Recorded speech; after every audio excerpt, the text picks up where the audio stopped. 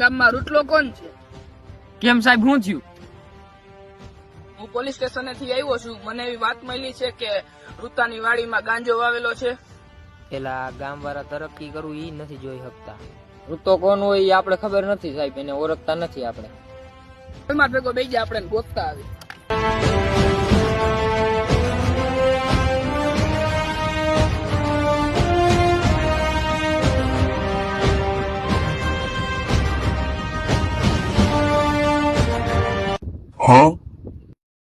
તમારા ગામમાં રૂતો કોણ છે જેને ખેતરમાં ગાંજો વાવ્યો છે?